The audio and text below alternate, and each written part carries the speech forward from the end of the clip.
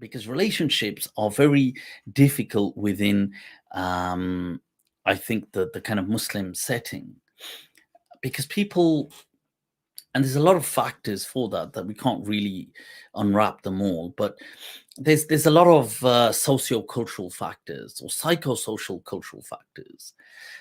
So people, one, they don't know what they want. Two, they don't know how to behave. And I don't mean this in a way like in a like I'm trying to say, oh, you don't know how to behave, but they legitimately don't know the roles that they are to adopt because they don't have any practice. So you see, people don't know how to handle relationships because nobody teaches you how to handle a relationship. Like, if you just think about it, who taught you how to handle a relationship? Think about it. Your parents? Let's be honest. Most people have, you know, that's not very giving in that department, let's just say. Speaking from like the general Muslim kind of migrant communities, the parents are not usually role models for relationships. And I'm not faulting them, but they've had their own struggles. But they're from a different paradigm. They've come from a different part of the world with different psychosocial, cultural narratives, expectations, and just dynamics. So, okay, so for example, the world today, and the world is evolving simultaneously. So today, relationships is heavily centered on romance. Now, this is a problem as well because, it's not, let's be honest, it's sure, it's wonderful, but it's not, it's an emotion. And how stable are they? Because you see, so okay, you take humanity.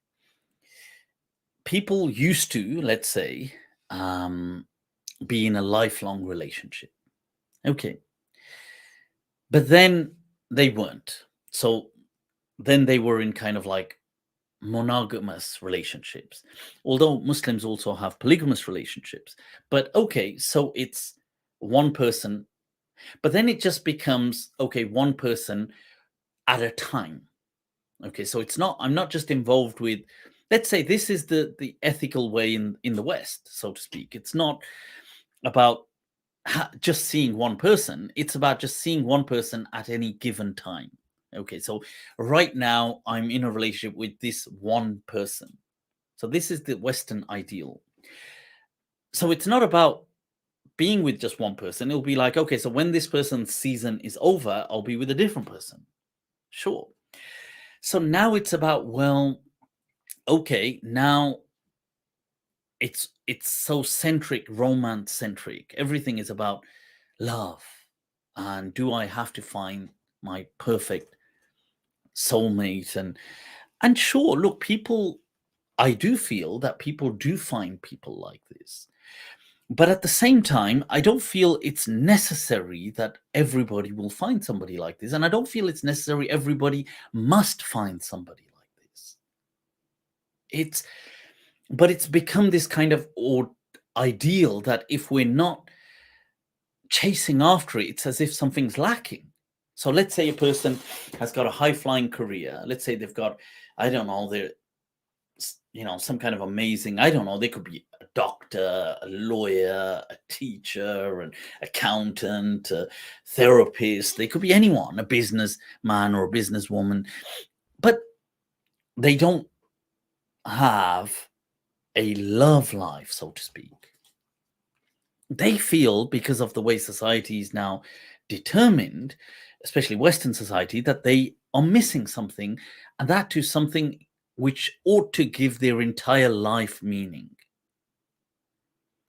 So, yeah, so you can imagine the handicapped kind of situation this produces, because let's say now they're in pursuit of this wanderlust, or this idea of like, I need to be in cloud nine. So, okay, let's say they find it. Okay, so that's amazing and wonderful. And now they feel amazing and they feel giddy and they feel, flowers are blossoming and, you know, the wind is moving slower and they're moving in slow motion and the Dil Wale Dulhaniya Le Jayenge Shah Rukh Khan music is coming on in the background. And okay, but then, like any emotion, it will just subside. And then they'll be like, well, I don't know. Am I still in love with this person? Have I fallen out? And then society will have that pressure that, oh, now that you no longer are in love, you are living a lie. It's better to end this and find that token of love again somewhere else. So, and so it's this kind of drug. And don't get me, I'm not trying to knock love or this romance. I think it's amazing. It's, and definitely is something that one should at least experience at least once in their lives. But that said, I'm just saying the way the Western framework has been kind of styled and structured, it's kind of, eating its tail on it, because what is it supposed to do? And so things fall apart. Okay, so that's the Western thing, and the Muslim thing is kind of trapped in between that and the Eastern ideal of pragmatic relationships, arranged marriages.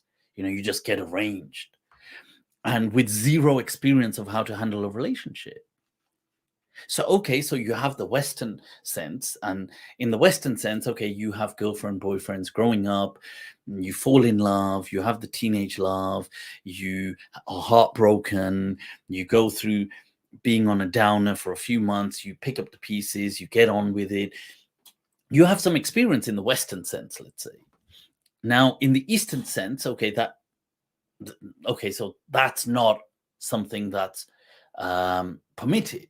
I'm not trying to say you need to permit that. I'm just giving a description of events. So, okay, so here, Muslims do it as well, but they have to keep it secret. We're not allowed to talk. Okay, we've got a girlfriend, boyfriend, but it's also secret. So it's kind of like this weird, dirty secret that's hidden.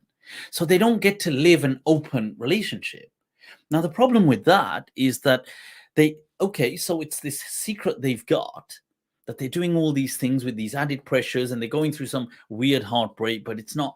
And they think, well, if I need to have a proper relationship. And the only time they can do that is when they get married. And then they get married, and what happens is the Desi parents would say, well, okay, you need to live here with us. So we're going to have this joint extended living status. That, okay, so the parents are here, the siblings are here, this couple are living here as well, as though this is some village in India, Pakistan. It's like, so how's this going to work? So, okay, now they're going to say, well, let's go by the Eastern ideals. What used to happen in the Desi motherland? Well, what used to happen there is our, mashallah, bahu, the daughter-in-law, she would cook for everyone and clean, and she would be this respectful, dignified, glorified maid.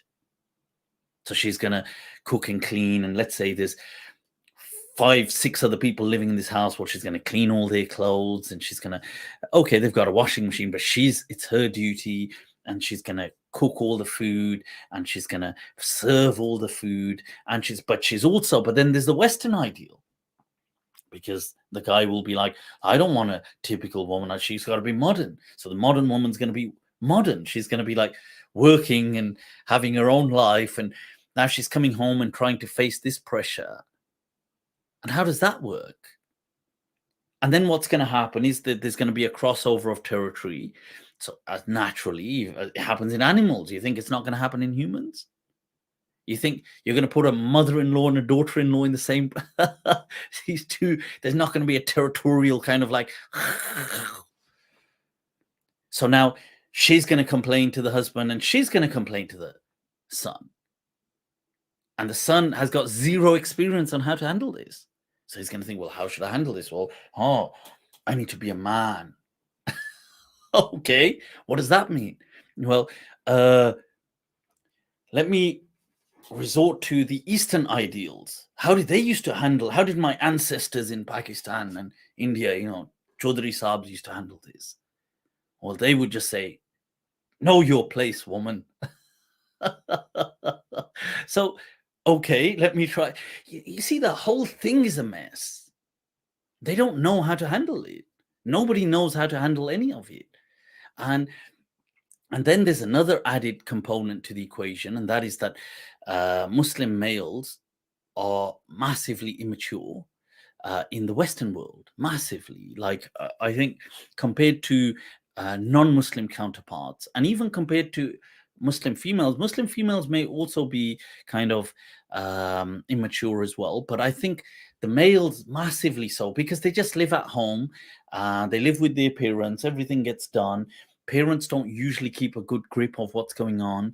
They're not, you see, greater discussions don't take place, and they've not lived in solitude. You need to, as a man, I think more so. I think this applies to women as well, but I think as a man, you have to live in solitude for a certain period of your life. You have to kind of face your inner shadow. Until you don't, I think you don't emerge as a true man, and you don't. And this is another problem. So they've never done that. So they still have this kind of childishness to them as well. And I think they probably mature about near 35 onwards. So bloody good luck with that, because by that time they've had a bunch of kids, and now the whole family has kind of fallen to pieces. And then what happens?